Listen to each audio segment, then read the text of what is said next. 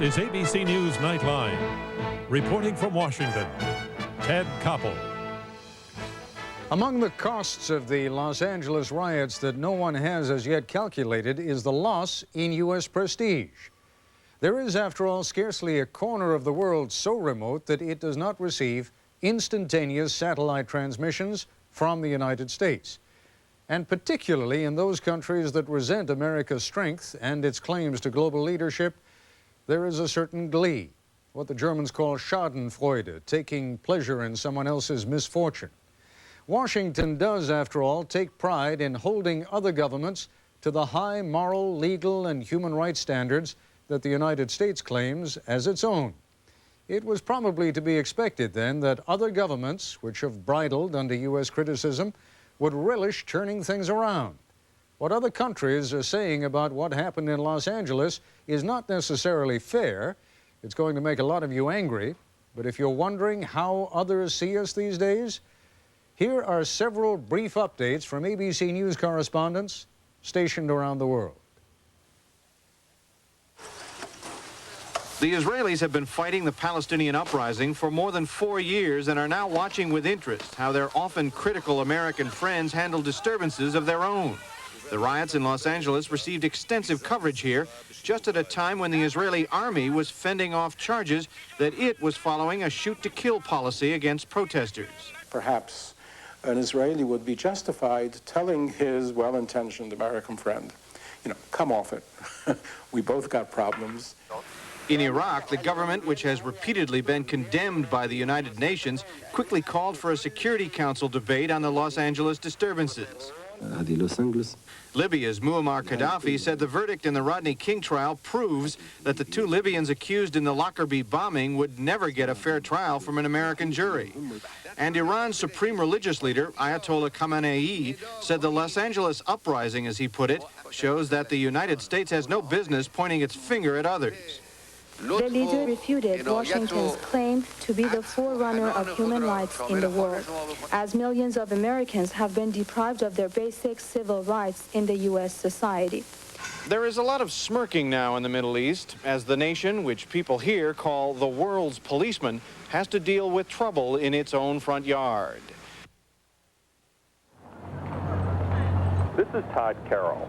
China has reported the rioting in Los Angeles to make a case to its people that there are violations of human rights in the United States, and ask what right America has to act as the world's human rights policeman. One newspaper said the riots showed the hypocrisy of democracy and the morbid state of American society. The reports created a chilling sense of an American city under siege. I know it is controlled by the army, so it is really dangerous, of course. Television news ran factual reports stressing the victimization of blacks, then took more potshots at racism in America. The Chinese want to deflect criticism of their own extensive violations of human rights, perhaps believing that images of National Guard troops moving into Los Angeles neighborhoods are somehow equivalent to the Chinese Army's massacre of peaceful protesters in Beijing, or that the brutality of the Rodney King beating might somehow offset China's systematic beatings and persecution of Tibetans who have agitated for independence. One difference is that this footage was never shown on Chinese television.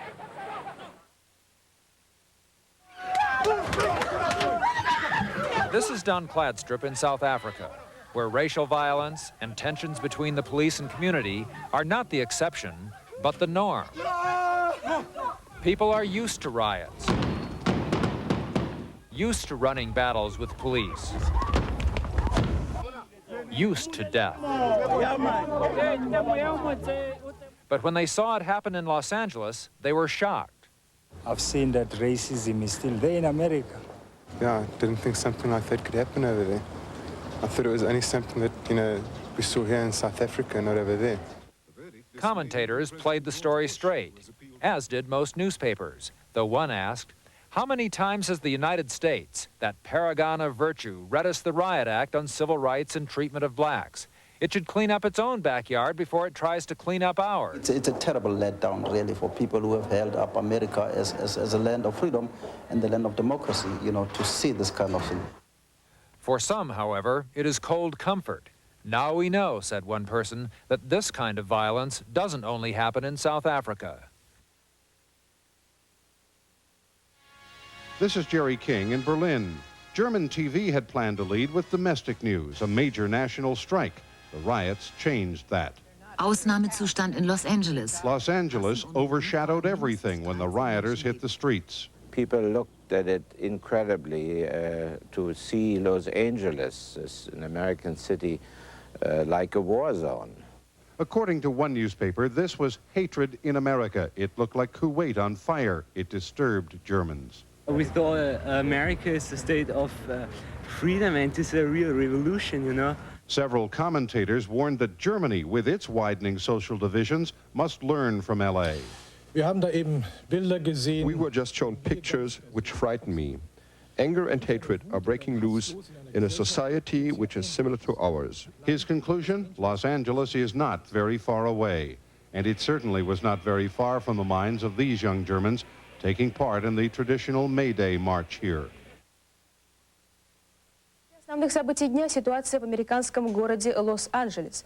This is David Ensor in Moscow.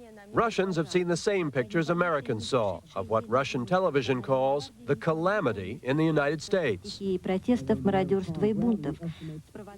But the sharpest comments are in the print media. Several newspapers using the riots as grist for America bashing Cold War style. The newspaper Izvestia wrote, "In America, they still lynch Negroes."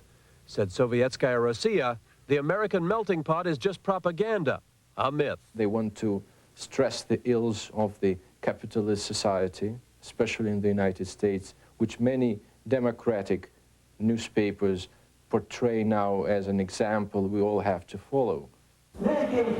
Halfway around the world from Los Angeles, in the ex-Soviet Republic of Tajikistan, anti-government demonstrators were warned by the regime, stop your protest or we will use Los Angeles measures against you. For those opposed to reforms here, the News from America provides a political opportunity, a chance to argue that democracy American style is no model for Russia. I'm David Ensor for Nightline in Moscow. When we come back, we'll take a look at the lessons of racial unrest from the past. But first, when we return, we accompany President Bush as he ventures into urban America for a survey of the damage in Los Angeles. This is ABC News Nightline, brought to you by Jeep, a division of the Chrysler Corporation.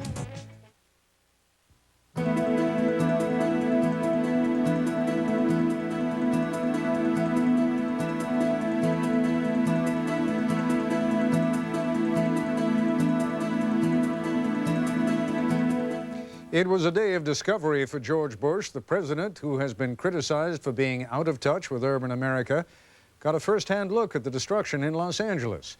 Still, as Jackie Judd reports, interaction with the victims was limited.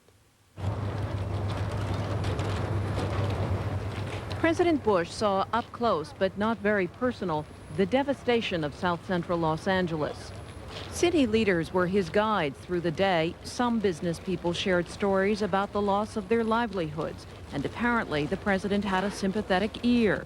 He said he would definitely put it on his agenda to come back again. So when? And if he forgets, you're supposed to send him a note. I'm supposed to send him a note if he forgets. I hope he gets the note. The president. But the people who live in these neighborhoods didn't get near the president. They stood on the sidelines with more than a little skepticism.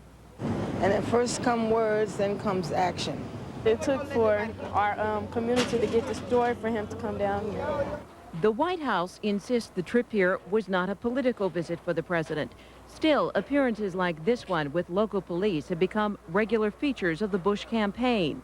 It didn't go unnoticed or unappreciated by the police commander. Press has taken a pretty good heyday on beating us up for the last few days, so it's kind of nice to hear somebody in charge say something nice about all the hard work that a lot of good police officers have done. Let us pray. All wise and eternal God. Later at a church, Mr. Bush seemed moved by the destruction he had earlier seen. And we are our brother's keeper. Not to keep him back, not to keep him down, but to keep him well and to keep him safe and to give him a shot at the American dream. Outside the church, a moment of unbridled emotion, unseen and unheard by the president. Him and Reagan are the ones that caused this. Then they're gonna come down here and see and tell you guys how he's gonna make it better.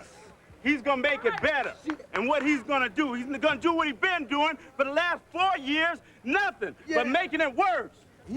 Hispanic leaders, including City Councilman Mike Hernandez, say that a great untold story about the '92 riots is how much their community suffered.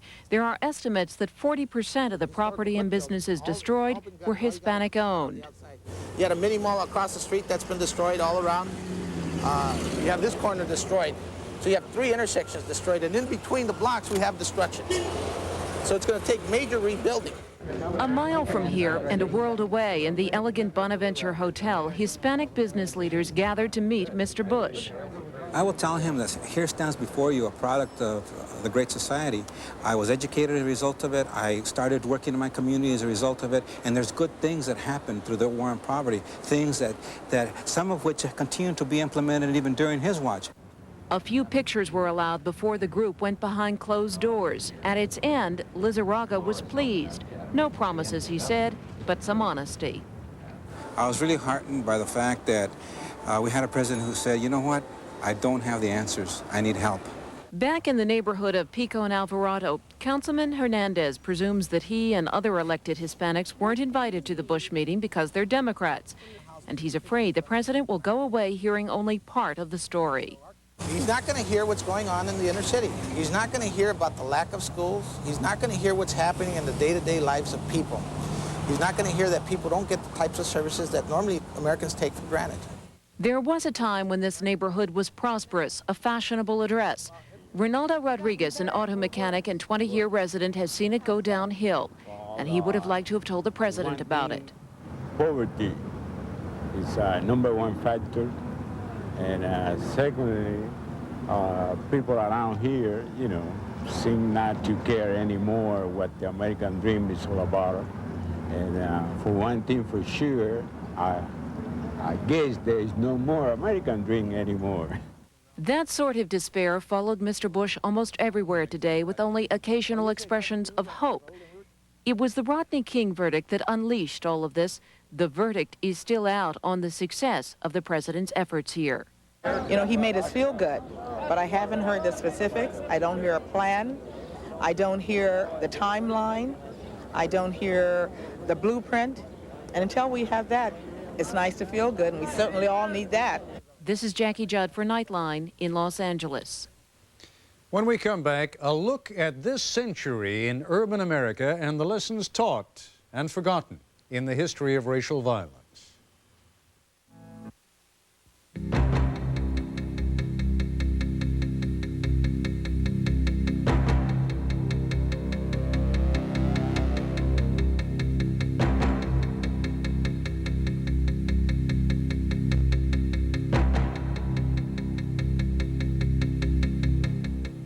Urban America has learned the hard way that racial rage does not take place in a vacuum, nor does it lie dormant after its first eruption. If there is a sense of unease after the explosion in South Central Los Angeles, blame it on history. Oh, look at that. Terrible. And there's no police. The scenes by now are all too familiar. The violence, the anger, the bloodshed, and the senseless destruction of property. What has also become only too familiar is the analysis, linking, as this report does, the mob spirit and its murderous manifestations to the bitter race feelings that had grown up between the whites and the blacks. If that sounds just a little off-key, a tiny bit dated, you're right. The quote comes from an analysis written in 1918 by a group of experts commissioned by Congress to study the riots of 1917 in East St. Louis and to draft a report. At least 47 people died in the riots of 1917. Almost all of them were black.